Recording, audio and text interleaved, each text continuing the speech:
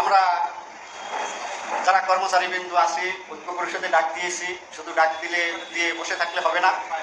এর আগে আমাদের নেতৃবৃন্দ অনেক বক্তব্য দিয়েছেন।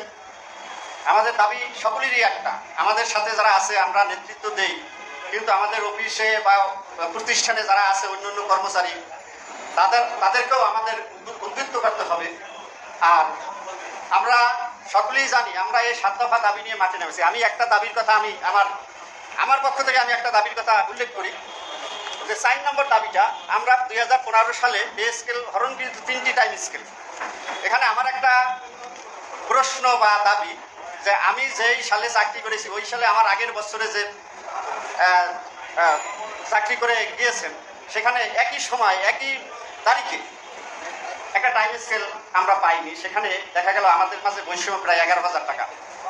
যে আমি এই 3টি টাইম স্কেলের 2টি টাইম স্কেল পেয়েছি, আর আমার আগের বছর যে ছিলেন সে 3টি টাইম স্কেল পেয়েছেন 6 মাসের ব্যবধানে। চিন্তা করেন যে এই যে বৈষম্য, এই বৈষম্য যদি আমরা রক্ষা করতে না পারি তাহলে আমরা কি এই রকমেরই সারা বছর এই 6 মাসের জন্য 1 বছরের জন্য এতগুলো মানে টাকা বা রিটায়ার পর্যন্ত আমরা কিন্তু বৈষম্য শিকার। অতএব এই 2015 সালের যে পে স্কেল, এই পে স্কেল আমরা মানি না। আমরা নতুনভাবে সংস্কার করার জন্য এই যে 7 দফা দাবি, এই দাবি আদায়ের জন্য আমরা রোজার পরে আমরা যে ধরনের কর্মসূচি আপনারা দিবেন সেই কর্মসূচিতে আমরা সবাই ঝাঁপিয়ে পড়ব।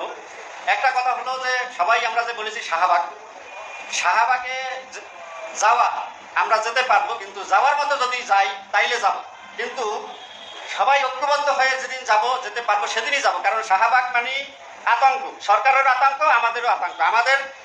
আমাদের দাবি একটাই যে শাহবাগ গেলে আমরা দাবি আদায় করতে পারবো, কিন্তু সরকারও চাবে যে তাদের কিভাবে দামাইয়ে রাখা যায়। সেই জন্য আমরা 14 লাখ বলি, 15 লক্ষ বলি, অন্তত পক্ষে 2 লক্ষ লোক জামায়াত করে আমরা শাহবাগে যাবো। এই প্রতিজ্ঞা করে আমরা এই রোজার মাসে আমরা এই প্রতিজ্ঞাবদ্ধ হব।